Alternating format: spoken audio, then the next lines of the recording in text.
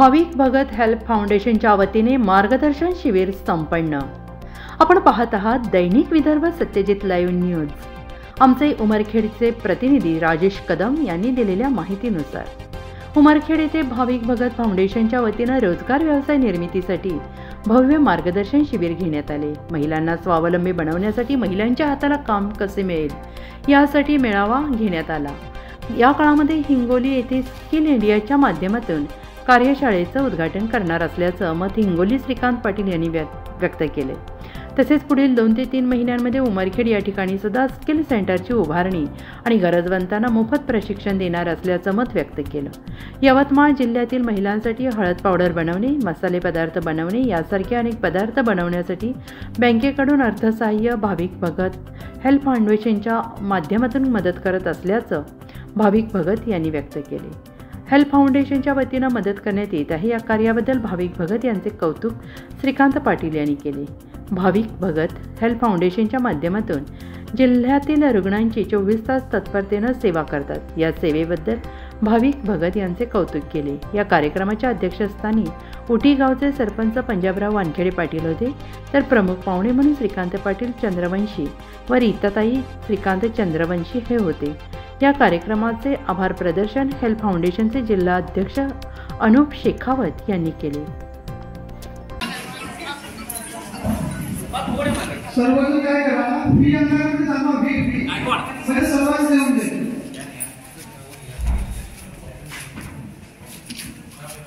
अशोक वाटा करून घ्या।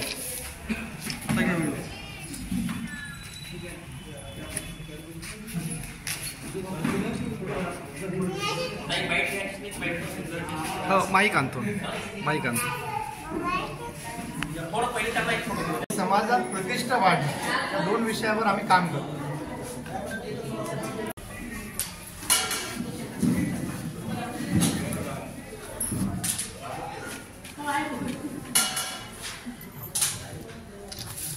माननीय मोदी साहेब यांनी फार मोठी एक संकल्पना केली आहे की प्रत्येक काय हा भाविक भगत हेल्प फाउंडेशनच्या वतीने गावागावामध्ये रुग्ण व्यक्ती असतील, समाजात निराधार व्यक्ती असतील अशा लोकांना मदत केली जाते। जेव्हा तुम्ही आपण एक नियोजन करत आहे, एकंदरीत आपण मधल्या काळामध्ये हा यवतमाळ जिल्हा साहेब हा मसाल्यासाठी प्रामुख्याने याचं नाव आहे आणि अनेक अशा महिलांना आम्ही मसाला उद्योगासाठी त्याची तयारी केलेली आहे आणि मसाला उद्योग करत असताना मग एका गावात 5 महिलांनी मसाला उद्योग केला आणि मोठ्या कंपनीसोबत या सर्वांना जोडून दिलं। त्याचा कच्चा माल त्यांच्यापर्यंत पोहोचवला, यांनी त्याच्यापासून तयार केलेला जो मसाला आहे तो त्यांच्यापर्यंत पोहोचवला। तर ह्या सुद्धा महिलांना 30-40 हजार रुपयाचं उत्पन्न यांच्या सुद्धा घरामध्ये अशा पद्धतीचं नियोजन फाउंडेशनच्या माध्यमातून त्याची खूप मोठी गरज आहे। ही गरज ओळखून आपण जर आपल्या भागाची परिस्थिती पाहायला गेलो तर प्रत्येक घरातला मुलगा आज पुणे असेल, मुंबई असेल, संभाजीनगर असेल अशा ठिकाणी जाऊन नोकरीच्या शोधात आहे आणि सगळी मुलं जे आहेत ती शिकलेली आहेत पण यांना व्यावसायिक शिक्षण नाही किंवा तंत्रज्ञान यांच्या सोबत नाही। त्याच्यामुळे यांना कुठेतरी 7-8 हजार रुपये पगार किंवा 10,000 रुपये पगार मिळतो। ते कुठे सिक्युरिटी गार्ड म्हणून काम करतात, कुठं बिगारी कामगार म्हणून काम करतात, कुठं सुपरवायझर म्हणून काम करतात। पण अशा मुलांना जर आपण व्यावसायिक शिक्षण दिलं, जसं इलेक्ट्रिशियनचं असेल, IT ट्रेनिंग असेल, प्लंबिंगचा असेल, वेल्डिंगचा असेल किंवा रोबोटिक्स असेल, आर्टिफिशियल इंटेलिजन्स असेल, अशा प्रकारच्या जर उत्तम आणि ज्या आताच्या ॲडव्हान्स ट्रेनिंग दिल्या तर ह्याच मुलं जे 8 आणि 10 हजार रुपयावर काम करतायत आणि 10 बाय 10च्या खोलीमध्ये 7-8 मुलं जनावरांसारखं राहत आहेत, त्यांची परिस्थिती बदलून त्यांना 15-20 हजार 25 हजारापर्यंत पगार मिळू शकतो। तर या सेंटरचा मुख्य उद्देश हेच आहे। हिंगोलीमध्ये जे सेंटर आम्ही करतोय त्याचं 1 तारखेला भव्य उद्घाटन सोहळा आहे आणि माझा मानस असा आहे की उमरखेडसाठी पण दुसरं सेंटर आम्ही येणाऱ्या 2 ते 3 महिन्यामध्ये सुरू करू। तर आज आपल्या समोर उमरखेड भाविकजी आणि आम्ही नुकतेच भेटलो, म्हणजे आम्हाला भेटून पण एक 15-20 दिवस झाले नसते, पण असं वाटतं की आमची भेट ही मागच्या काही कितीतरी वर्षापासून आहे। म्हणजे जे आपली बॉन्डिंग असतं असं वाटतं की जुना शाळेतला मित्र मला पुन्हा भेटला आणि त्याच्यासाठी शिको और कमाओ जी आपल्याला योजना माहिती की कारण की त्यामध्ये तुम्ही शिका आणि कमवा। म्हणजे काय की तुम्ही जसं शिक्षण घेता तुम्ही घरी बसून पण कमवू शकता, कारण त्या रिलेटेड ट्रेनिंग असली त्यांचं प्रशिक्षण असेल. आता महिलांसाठी मुख्यतः ब्युटिक असतील, फॅशन डिझायनिंग असतील, काही शिलाई मशीनच्या असतील, अशा भरपूर काही उद्योग आणि त्याबद्दलचे प्रशिक्षण अवेलेबल आहे.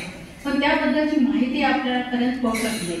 तर राज्य शासनाच्या आणि केंद्र शासनाच्या अशा भरपूर काही सवलती असतात किंवा योजना असतात, ते गावागावापर्यंत खेड्याखेड्यापर्यंत पोहोचायला पाहिजे.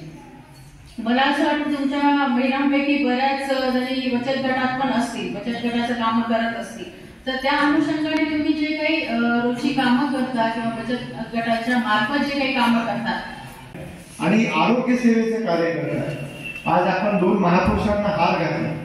2 महापुरुषांना हार घालण्याचा प्रमुख उद्देश काय आहे?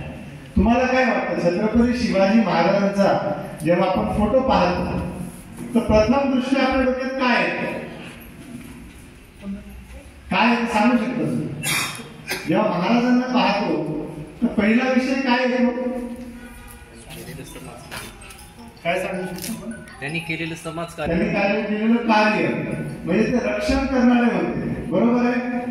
म्हणजे समाजावर येणाऱ्या अनिष्ट प्रथा, मोगलांचं आक्रमण असेल, औरंगजेबांचं आक्रमण असेल, या सगळ्याच्या विरोधात एक भाल तलवार घेऊन उभं राहिलेलं महान व्यक्तिमत्व म्हणजे छत्रपती शिवाजी महाराज.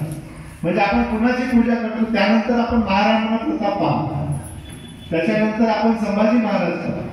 असे जे शस्त्रधारी जे महापुरुष होऊन गेले, त्यांनी समाजाचं रक्षण केलं. त्याच्यामुळे आज 400 वर्षानंतरही छत्रपती शिवाजी महाराज की जय हा उद्घोष केला तर धमन्यांमध्ये रक्त उसळतं आणि अंगावर एक शहारे येतात पॉझिटिव्हिटीची. त्यानंतर आपण डॉक्टर बाबासाहेब आंबेडकरांना हाय घातला. त्यांना काय घातलं आपण? कारण ते ज्ञान सूर्य आहे. त्यांनी लोकांना ज्ञान दिलं, समाजाला ज्ञान दिलं, देशाला ज्ञान दिलं. म्हणजे आपण पहिली पूजा कोणाची केली? जो माणूस समाजाची रक्षा करतो. ज्ञानामध्ये आपण डॉक्टर बाबासाहेब आंबेडकर आहेत, डॉक्टर अब्दुल कलाम आहेत, स्वामी विवेकानंद आहेत, ज्ञानेश्वर महाराज आहेत, असे असंख्य महापुरुष होऊन गेले ज्यांनी समाजाला ज्ञान दिलं. रक्षेच्या नंतर ज्ञानाची गरज आहे. समाजाला ज्ञान दिलं, त्याला समाज शेकडो वर्ष गेले तरी त्यांची आठवण ठेवतो. तिसरं आहे सेवा. आजही साईबाबाकडे लोक जातात, ते एक सेवेचं प्रतीक आहे. तुम्ही गाडगे बाबांची आज जयंती करता, पुण्यतिथी करता, मदर टेरेसांची करता, हे सगळे लोक कोणत्या क्षेत्रात आहेत? सेवा क्षेत्रात आहेत. जर समाजाचं रक्षण लागतात त्याच्यामध्ये. परंतु आमच्याकडे एवढ्या महिला आहे की त्या सर्व महिला उत्सुक आहेत की आम्हाला त्याच्यामध्ये सभासद व्हायचं आहे. त्या महिन्याच्या माध्यमातून आम्हाला ती बँक उभी होईल आणि जर उद्या भविष्यात आम्हाला कुठल्याही लोकांना जर कुठलं कर्ज प्रकरण बाहेरून मंजूर झालं नाही तर तेच प्रकरण उद्या 20 करोड रुपयाचे जर एखादी प्रोजेक्ट उभा झाला आणि त्याला 10 वर्षात जर आम्हाला द्यायचं काम पडलं तर तेच मंजुरात तीच बँक त्या महिलांना तिथून घेता येईल आणि त्या माध्यमातून मोठा उपक्रम उद्या बँकेच्याही परीक्षात आपल्याला पडणार नाही. किंवा ज्या राष्ट्रीयकृत बँक आहेत त्यांना मोठमोठ्या प्रकारची गॅरंटी लागते. आमचे सामान्य लोक आहेत, काम करणारे गाव पातळीवर, यांच्याकडे कुठलाही अशा पद्धतीची गॅरंटी नसतो. मग असं आज जरी काम करत असताना त्यांना अडचणी निर्माण होते, भविष्यात त्यांना त्या अडचणी निर्माण होऊ नये याच्यासाठी आमचा तो सुद्धा उपक्रम आहे. म्हणजे आम्ही सुरुवातीला ती बँक आहे, बँकेपासून निधी येईल, निधीपासून एका